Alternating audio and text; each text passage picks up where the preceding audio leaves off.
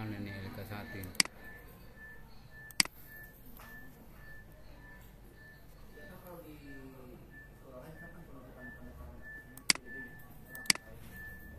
Ya, bisa dilihat ini. Bisa Pak, bisa. Bisa Skat. Ya, saya langsung saja Pak ya.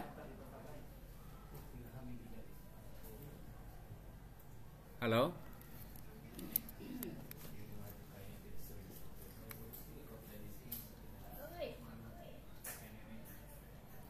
Halo. Halo. Sudah bisa saya langsung ini Silakan, Pak. saja.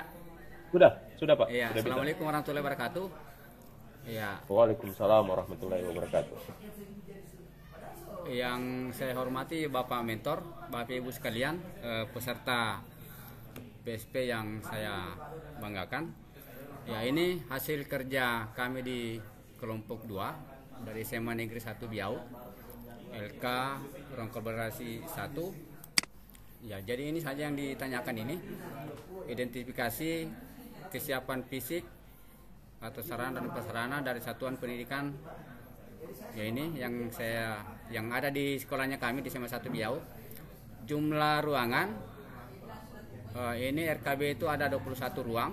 Kemudian terdiri dari dan juga ada lab fisika 1 ruang, lab biologi 1 ruang, kemudian area belajar yang di luar kelas ini yang pendukungnya juga ini adalah ada lapangan voli, kemudian lapangan takraw, bak lompat jauh, lapangan basket, kemudian lapangan futsal, kemudian lapangan tenis meja. Jadi Bapak Ibu jangan dikira ini semuanya terpisah. Jadi sebenarnya di kondisi sekolahnya kita ini semuanya tersedia ini, tapi dia istilahnya all in one.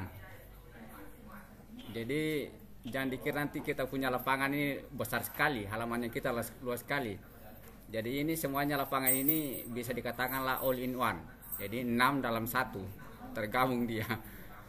Ya, basketnya juga itu ada ringnya. Jadi bisa dibilang ya apa?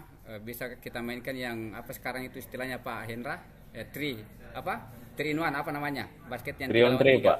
3 on 3. Iya, 3 on 3 ya itu. 3 on 3. Ya, 3 on 3. Ya itu. Karena hanya ada ringnya saja. Ya, ini untuk area belajar, kemudian area pendukung. Ya, ini ada ruang perpustakaan, kemudian ruang BK, kemudian lab komputer, musola, pos satpam, ruang PMR, ruang OSIS, pramuka, PIK-R, kemudian di sini ada WC yang terdiri dari 3 lokal. Kemudian dari 3 lokal itu terdiri dari 11 ruangan. Ya, 11 ruangan. Kemudian lapangan upacara, ya sini lapangan upacara sudah masuk semua juga ini dengan area itu bola voli dan seterusnya. Ya, lapangan, kemudian parkiran, kemudian ada taman sedikit. Kemudian ini bak wudu ya kaitannya dengan musola. Kemudian kantin ada 4 lokasi. Kemudian tempat parkiran, ya tempat parkiran ini. Kemudian ini yang pertama masalah hal pendukung dan ruang kelas. Berikut yang kedua, ini pertanyaan kedua, strategi pembelajaran. Yang pertama hal yang diidentifikasi, penggunaan strategi referensi dalam pemberian tugas. Ini ya kita kadang-kadang semua ini Pak, ya kadang-kadang melaksanakan menggunakan. Kemudian membagi kelompok belajar berdasarkan preferensi belajar, tingkat pemahaman atau indikator ya juga kadang-kadang kita lakukan. Kemudian menggunakan salah satu tipe strategi pembelajaran, ya ini kita kadang-kadang juga. Kemudian menggunakan pembelajaran berbasis proyek, ya ini sudah pernah kita lakukan, kita coba kemarin, ya kadang-kadang juga artinya belum semua. Kemudian mengintegrasikan penggunaan teknologi dalam strategi pembelajaran, ya juga demikian juga kadang-kadang juga Pak. Ya, mungkin ini saja hasil kerja kelompok dari kelompok 2 Pak. Ya, mohon saran Baik. jika ada yang perlu ditambahkan dari teman-teman. Ya, sekian. Assalamualaikum warahmatullahi wabarakatuh. Waalaikumsalam warahmatullahi wabarakatuh. Baik Pak, terima kasih atas pemaparannya. Mungkin kita kembali ke slide kedua tadi Pak, Pak Nur Alamsyah. Ya. Di slide kedua Pak. Yang ini.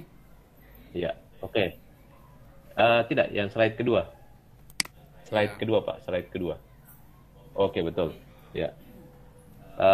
Jadi di sini kita mengidentifikasi kesiapan fisik, sarana dan prasarana yang disampaikan kita dengan melengkapi isian kolom di bawah ini. Jadi ini terkait dengan sarana dan prasarananya. Hal yang diidentifikasi adalah jumlah ruangan. Oke, hal yang diidentifikasi jumlah ruangan. Bagaimana dengan jumlah ruang kelasnya? Kalau kita melihat dari ini sekolahnya Bapak besar ya. Lihat dari jumlah ruang kelasnya. Ada 21 ruang. Iya, 21 ruang. Lengkap dengan lab fisika dengan lab biologinya. Area belajar luar kelasnya, ini ada lapangan poli, lapangan takraw, dan bak lompat jauh. Memang Pak, rata-rata itu sekolah itu dia all in one, kolektif. Ya, karena kalau kita mau memenuhi semua ini Pak, ini akan menjadi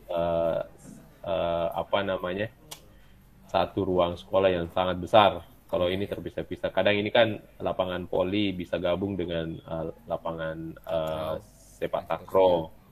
Ya, masuk juga bulu tangkis Pak biasanya kalau kita tidak ada indoor. Terus ini lapangan basket dan lapangan futsal ini kadang biasa gabung juga. Memang biasanya itu kita anak-anak ini banyak bermainnya 3-on-3. Iya. Tapi ini sekarang yang banyak rame Pak, yang anak-anak geluti itu lapangan futsal. Apa futsal? Permainan Iya, futsal. kebanyakan futsal. Jadi biasa anak-anak Jadi, kalau Pak futsal dia punya anak begini. iya memang Pak, baik itu di kota maupun di kampung itu sama berkembangnya futsal ini. Jadi tidak bisa diragukan lagi. Jadi ini kan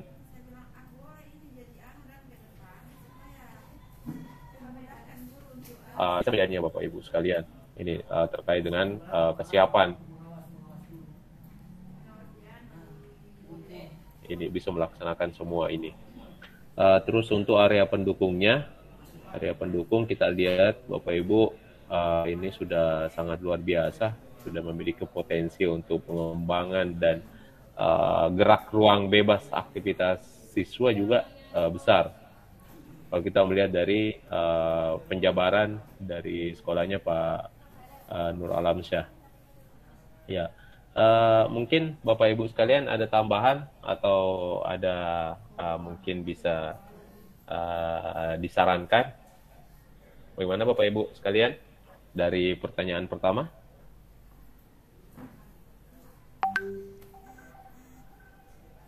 Halo Bapak Ibu, saya rasa aman ya. Ya, oke. Kita pindah ke slide ketiga Pak. Slide ketiga Pak Nur Alamsyah. Jadi di sini terkait dengan strategi pembelajaran. Bagaimana menggunakan strategi di diferensiasi dalam pemberian tugas. Jadi di sekolahnya Pak Nur Alamsyah masih keterangan kadang-kadang. Ya, membagi kelompok belajar berdasarkan presensi belajar, tingkat pemahaman atau indikator lain. Ya, membagi kelompok belajar. Kalau saya sih Pak sebenarnya kalau dalam proses pembelajaran, kalau saya Pak ya berpikirnya bahwa Bapak sudah melakukan kegiatan ini, yang melakukan kelompok belajar, ya bukan kadang-kadang lagi. Kalau saya berpikiran, terus menggunakan salah satu tipe strategi pembelajaran campuran, ini yang saya tidak tahu. Kalau ini mungkin bisa kadang-kadang. Nah, kalau ini yang membagi kelompok belajar kan sekarang rata-rata kita selalu melakukannya Pak ya. Baik itu di dalam kelas, baik itu penugasan dan sebagainya itu sudah kita lakukan. Terus menggunakan pembelajaran berbasis proyek. Nah, saya rasa di sekolahnya Bapak sudah ada sudah ada pengembangan proyek di sekolahnya Bapak. Ya. Apa yang ada yang misalnya kewirausahaan. Kira-kira apa yang sudah ada enggak yang sudah dilaksanakan Pak? Untuk Terus terang Pak di sekolah kami kemarin itu dari 7 tema itu ya.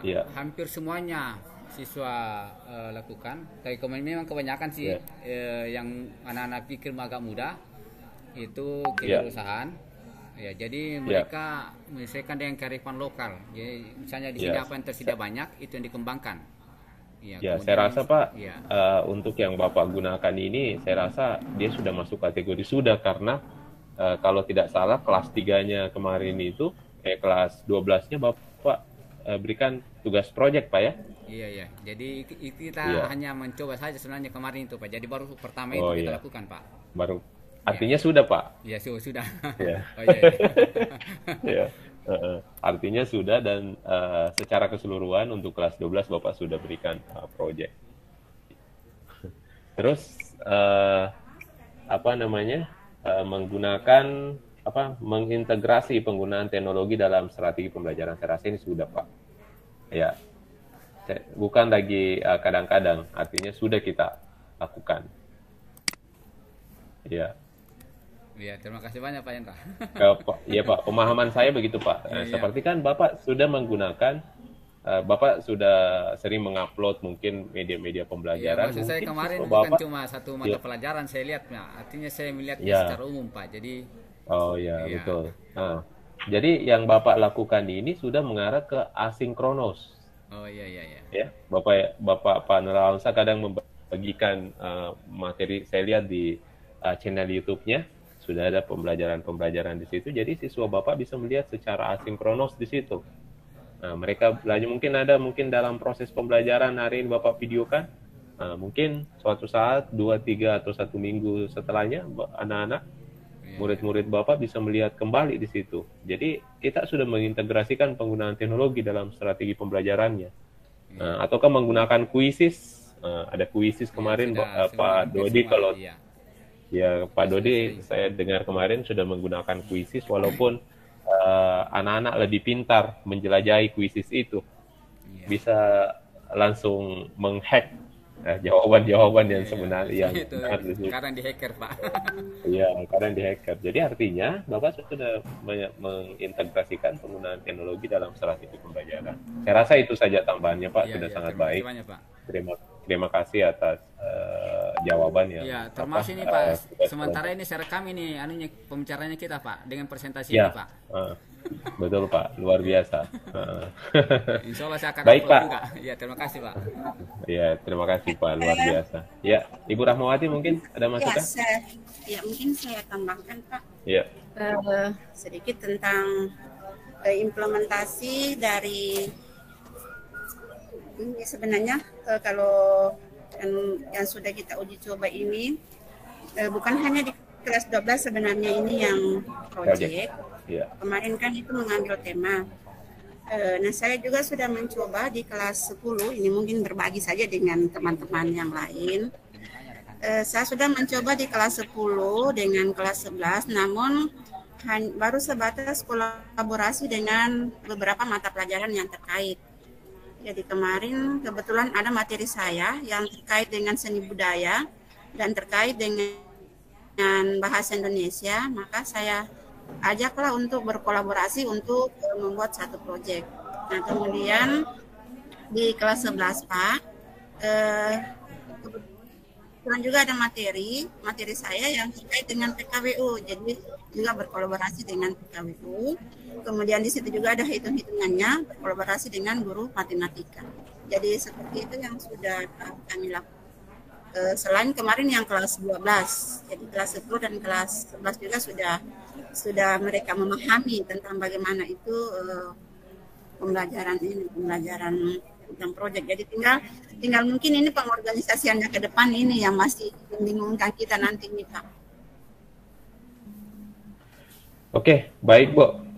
Terima kasih ya, nantilah kita bagaimana lagi mengkomunikasikan bagaimana pengorganisasiannya yang tepat yang bisa sesuai dengan kondisi dan lingkungan Bapak untuk sekolahnya Pak Nur Alamsyah. Ya. Baik, Bapak Ibu sekalian, saya rasa untuk kelompok 2 Pak ya. Iya, kelompok 2. Jadi Ya, saya bisa kelompok keluar 2 ini Pak ya. sudah. Boleh Pak, boleh. Sudah sangat baik. Mungkin ada dari teman-teman lainnya lagi dari kelompok lain yang bisa mempresentasikan tugas kelompoknya. Satu lagi Bapak Ibu Kelompok supaya 4, kita. Pak.